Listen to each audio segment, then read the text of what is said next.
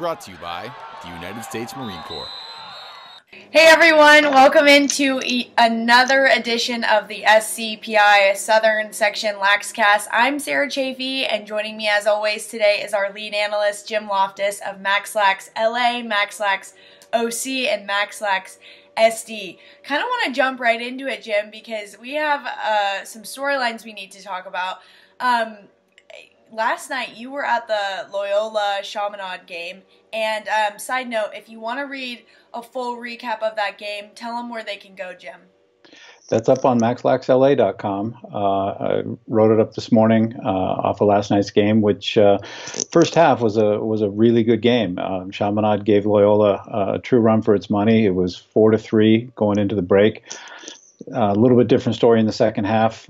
Chaminade had some turnover problems in the third quarter, and Loyola built a little bit of a lead, ended up winning 9-4. You can read about the Loyola Chaminade game up on the site. The other one that you can read about, another big one last night, took place down in Orange County. St. Margaret's Foothill. Talk a little bit about that one, Jim.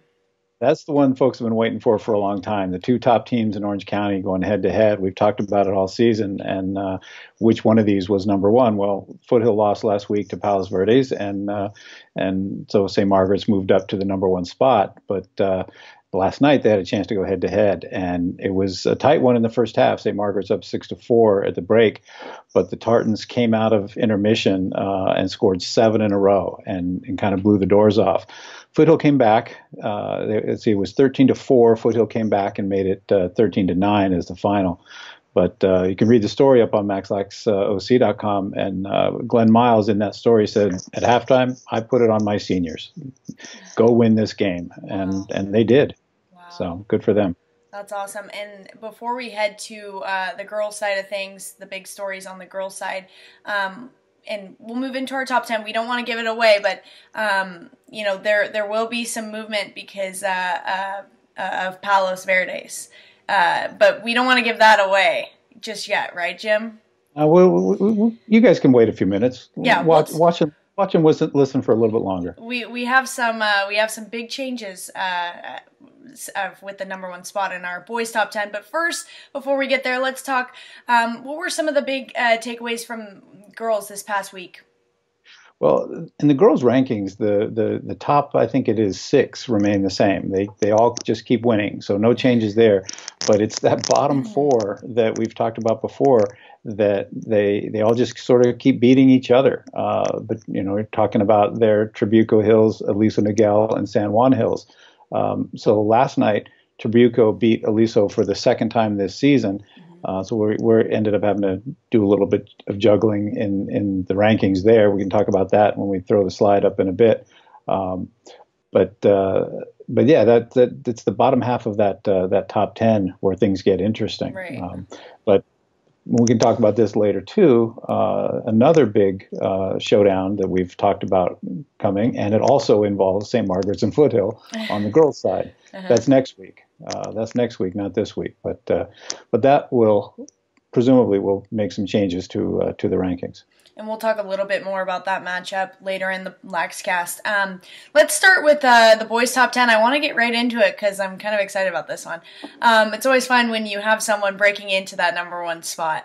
Let's start at number 10, though. We'll pull up the graphic. You can see we have Trabuco Hills sitting at number 10. Number 9 is Chaminade, 8 Oak Park, 7 Westlake, 6 Harvard Westlake, 5 Tesoro, 4 Foothill, 3 is Loyola, number 2 is St. Margaret's, and number 1 is Palos Verdes now. So I want to start with the number 1 spot, Jim. Why is Palos Verdes taking that number 1 spot away from St. Margaret's, for those who don't know what happened? Well, Palos Verdes actually beat St. Margaret's at St. Margaret's last Saturday night. It was 9-7, and that capped a week in which Palos Verdes also beat Foothill. And then PV came back this Monday, a couple days ago, and won on the road at Westlake, which is sitting there at number 7. So and they also had a game in there against Sierra Canyon, a home game. Sierra Canyon is 11 or 12 in the LA coaches poll. So 4 in a row in a 7-day span, and PV won them all, 3 of them on the road against ranked opponents. And by virtue of those wins, and then St. Margaret's having already beaten Loyola and Foothill now, we decided to jump PV all the way up. Now, you can easily make an argument that Loyola should be up there because they have a head-to-head over Palos Verdes. That game was 5 weeks ago, and it was overtime in the rain at Loyola. So you talk about who are the best teams right now, 5 weeks later. I think I've seen PV a couple times this week. I think they're playing better, and they have the recent win over St. Margaret's, the recent win over Foothill, and that's how we ended up with that top four. I think a few weeks back I had asked you, is Palos Verdes, a real deal team? And you said they certainly are. Well, they're proving that they indeed certainly are, and St. Margaret's as well. So those are the main changes, but we do have Chaminade dropping. Explain why we find them at the number one spot. They did lose to Loyola.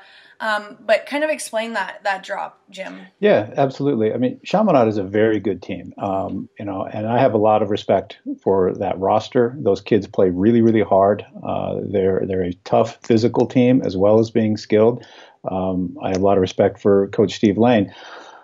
And Steve's told me this a couple times this season. His kids are having a hard time stringing together 4 solid quarters in the same game.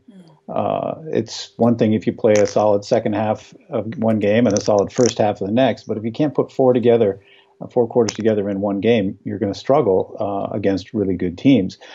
And I've only seen them do that once. Earlier in the year, they beat Oaks Christian on the road, and they played 4 solid quarters, no let up at all. So last night, again, we saw them play a really good first half and give Loyola everything it could handle. But then they kind of came apart in the second half. So, to be an elite team, you have to be able to play 4 quarters. Right. You can't have that letdown. So we dropped them because of that loss from 7 to 9. Westlake and Oak Park then move up. The other thing, too, is one of Chaminade's losses was to Oak Park. And Oak Park's been on a winning streak pretty much since that game. So it sort of made sense to drop Chaminade a little bit. The other team that I don't want to overlook in this discussion, in this ranking, is Tesoro. Tesoro has been sitting there at number 5 for quite some time, and they are undefeated. Now, I believe the only undefeated team after St. Margaret's loss to Palos Verdes. And Tesoro last week beat San Clemente. I believe that was the first time they've beaten San Clemente in 3 or 4 years. So that was big for them. Earlier this season, they beat Corona del Mar for the first time ever. But it's going to be tough for them to crack that top 4 group just because of the strength of those 4 teams up there. And Tesoro has the disadvantage of playing in a league that is not the strongest in Orange County. So of their 13 games, 6 of them are against league opponents, only one of whom, Mission Viejo, is even in the top 20 in all of Orange County, much less close to this top 10 in the section. So Tesoro has a couple of good out-of-conference wins, but those in-league wins aren't exactly helping boost them into that top 4. So, but still, respect to Tesoro. It's not easy to play 13 games without a loss. So right. Good for them, and we'll see once we get to playoffs if they can get matched up against a St. Margaret's or a Foothill and really prove themselves. And you mentioned San Clemente. They're one of our teams this week that's on the cusp, on the bubble, followed by Oaks Christian and Santa Margarita. So those 3 teams, when we take a look ahead, we'll see if there's an opportunity maybe for them to scoot in. But we'll take a look at that. Let's head over to our girls' top 10, where, as you mentioned, Jim, there's really not much movement until the bottom of the poll. So let's pull up that graphic.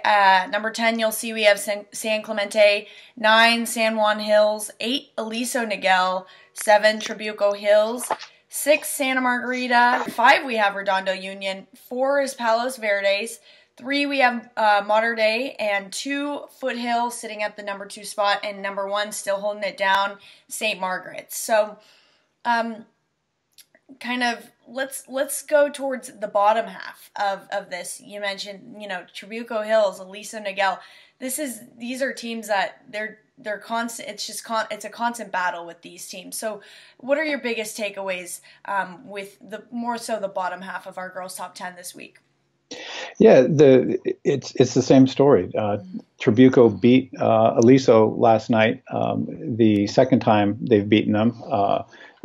So we had to do a little bit of juggling and try to compare schedules. But you have to respect 2 wins over same opponent. So that moved Trabuco up a little bit ahead of Aliso, and San Juan lost to St. Margaret's last night. No shame in losing to the number 1 team. So they. But still, if Trabuco moves up, the others have to move down a little bit. So San Juan drops from 8 to 9. It's in this top 10, which covers both LA and Orange County. We're looking at Palos Verdes and Redondo as the 2 LA teams in there. So if you're talking about just Orange County and you pull those 2 out, then these 3, Trabuco, Aliso, and San Juan, all move up to 4, 5, and 6. So when we get to playoffs, if those rankings somewhat match the seeds, then they're going to open with home games in the first round of the playoffs, and that would give them presumably an advantage to get to the second round and eventually match up with maybe each other again. And we'll see if Aliso gets a third shot at Trabuco. And some of our teams on the cusp of this week are Kate Gould, Chaminade, and Westlake. Explain what's going on there. Honestly, I'm not sure. So we talked about Kate School last week and a couple of weeks ago. They did come down to LA and beat Birmingham. So another really good win for them. They were actually supposed to have a game yesterday that the officials didn't show up for. So that is either canceled or postponed. I'm not exactly sure what's happening there. So they're sitting at 8-0, but we have some questions about their schedule strength, and I don't know if those questions will truly get answered until they get into the playoffs. But in the LA coaches poll, they moved up to number 4. So they probably would be our next LA team to crack this top 10 if we were to bump somebody out. Chaminade has lost a couple games recently. They're still a strong team, but maybe just hit a little hiccup there. Not exactly sure. Westlake at 10-1 had a good win against Oak Park, which is number 5 in the LA Coaches Poll. But the rest of Westlake's schedule is another one where they haven't played the toughest teams to get to 10-1. So it's hard to bump them in to the SCPI rankings. Over some of those teams we have in the 8, 9, 10 spot. So you're going to bump someone in, you got to bump someone out, and so for now anyway, and we'll see what this looks like next week or when the playoffs open. But for now, those 3 LA area teams are still on the bubble. Let's transition now to my favorite part of our Laxcast, the game balls.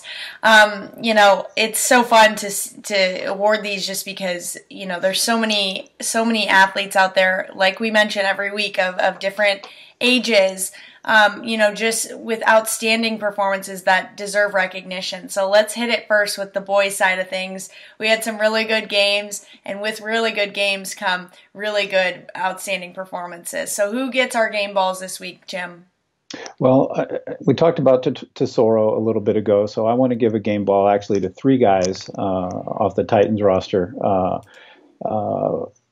Carson Spooner had 5 goals in that win over San Clemente, which was a really big deal for the team to beat San Clemente for the first time in a while. And Jason Moretta had 4 goals and an assist in that game. So there was a bulk of the offense in that victory.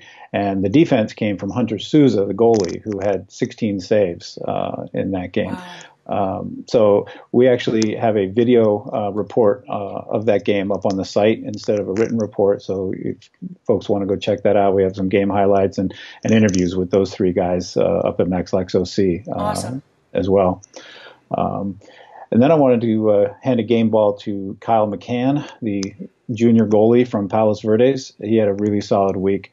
These are all road games, mind you. 14 saves in the win over Foothill, 16 saves in the win over St. Margaret's, and then 10 saves Monday in the win over Westlake. So really, really solid week for him, anchoring that PV defense. Against tough competition. Against pretty tough competition that can score a lot of goals. Absolutely. And he kept out, what does that add up to, 40 goals in 3 games that he stopped. So, and then the last guy on our list is Ed Sheen. He is a freshman attack at Los Alamitos, who had in 3 road games, all victories for the Griffins, 14 goals and 5 assists. So 19 points in 3 games for the freshman Ed Sheen. So game ball to him as well. So fun. Like we said, we always have game balls from freshmen to seniors. So cool to see, these freshman guys making a name for themselves as well. Let's go to the girls' side of things as well. Who gets game balls this week, Jim, on the girls' side? Another player here who had Taylor Stern from Beckman, whose team had 3 victories against top 20 teams. She had 10 goals and 6 assists in those 3 games, including 6 goals and 2 assists in a win over Los Alamitos. So game ball to Taylor Stern of Beckman. Delaney Nip of Newport Harbor had 7 goals in a win over Downey. And then up here in the LA area, Holly Hall, a senior from Royal High School, which I think moved it to number 9 in the LA coaches poll this week, with a couple of victories. She had 3 goals and 2 assists against Oak Park. That was an upset for them that helped them crack the top 10 in the LA coaches poll. And she came back with 6 goals and 3 assists in a win over El Camino. Awesome job to all those game ball recipients, certainly deserving. And now, Jim, that we've kind of recapped last week, let's look forward to the next week. And, playoffs are really right around the corner. The brackets are released on Sunday the 29th, correct? That is correct. And so this next week's podcast will be our last regular season podcast, and then we'll be diving into the playoffs as well.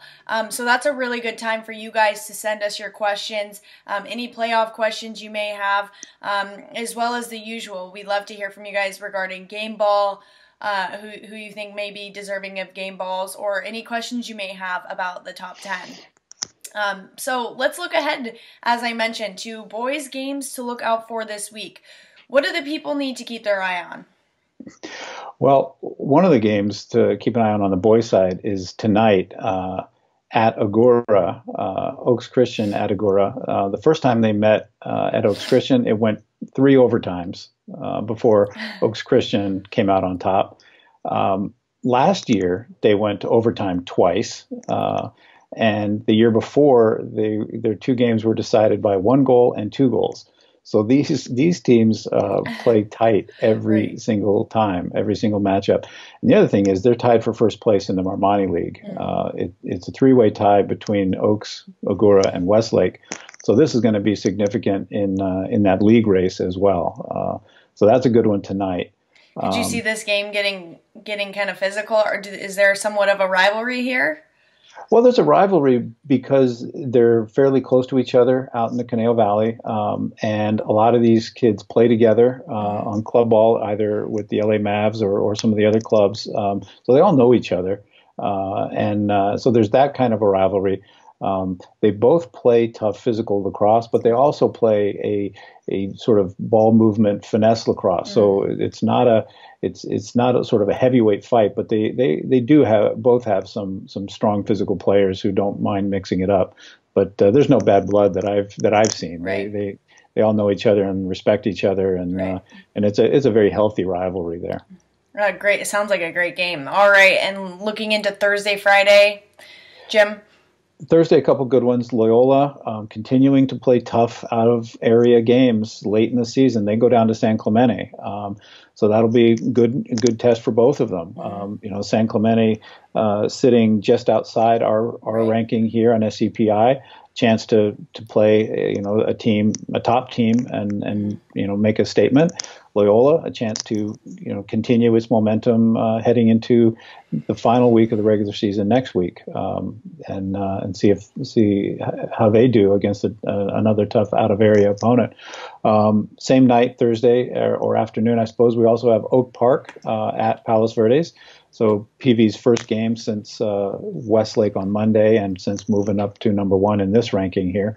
Oak Park is on a winning streak, and they're up to number 5 in the LA coaches poll. So that should be a good one as well. Friday, Foothill gets a test from La Costa Canyon.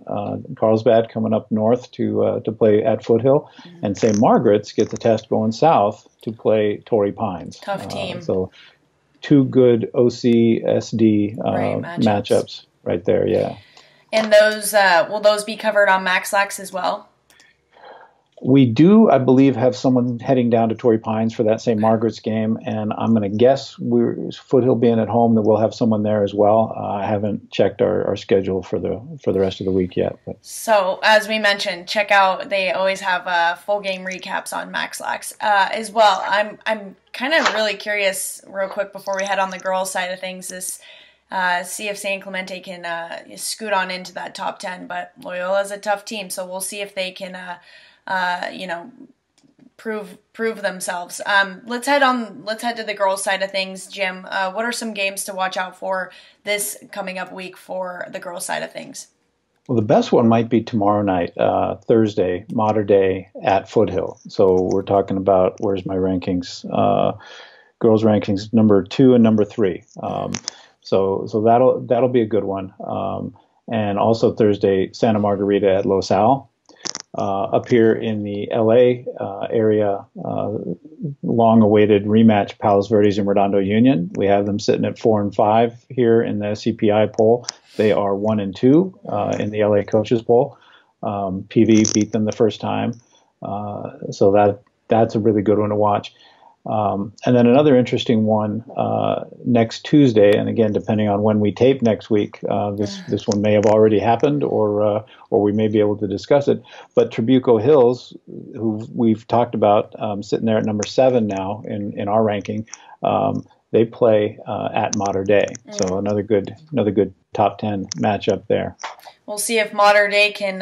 We'll see if they shift at all. It definitely looks like a great week ahead, and as I mentioned, playoffs right around the corner. So next week will be our last week, but we definitely do want to talk playoffs as well.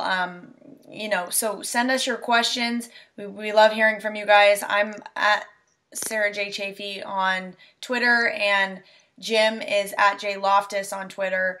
J. Lofty. J. Lofty. I'm so sorry. I know this, Jim. What am I saying? Okay, at J. Lofty on Twitter. And that's probably maybe the best way to get a hold of us. Or you could leave comments in the comment section below. We love hearing from you guys. But that'll do it for another episode of our SCPI Southern Section Laxcast. Jim, thank you so much for joining us. Oh, you're welcome. We'll look forward to talking again next week. Absolutely. And lastly, for everything lacrosse, where can the people go? MaxLaxOC.com, and you can find it all. Awesome. Thanks again, Jim. We'll see you guys next week.